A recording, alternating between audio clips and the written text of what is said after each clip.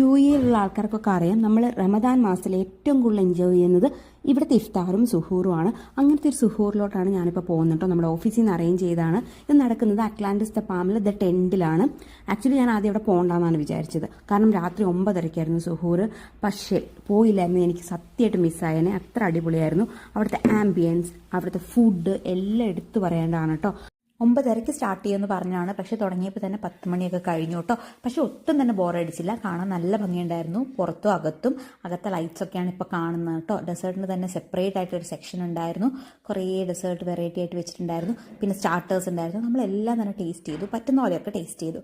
അതിനുശേഷം നമ്മളെല്ലാവരും ഫ്രണ്ട്സൊക്കെ ആയിട്ടിരുന്ന് കുറേ നേരം സംസാരിച്ചു, ഫോട്ടോ എടുത്തും. പിന്നെ നമ്മുടെ ലീഡേഴ്സൊക്കെ ഉണ്ടായിരുന്നു ഓഫീസിൽ, അവരുടെ അടുത്തൊക്കെ കുറച്ച് നേരം സംസാരിച്ച് അങ്ങനെ അടിപൊളിയായിട്ട് ആ ദിവസം പോയി. എനിക്ക് നല്ല ഇഷ്ടപ്പെട്ടു, നന്നായിട്ട് എൻജോയ് ചെയ്തു. രാത്രി 12 മണി വരെ നമ്മൾ അവിടെ ഉണ്ടായിരുന്നു. അതിനുശേഷം വീട്ടിലോട്ട് പോയി.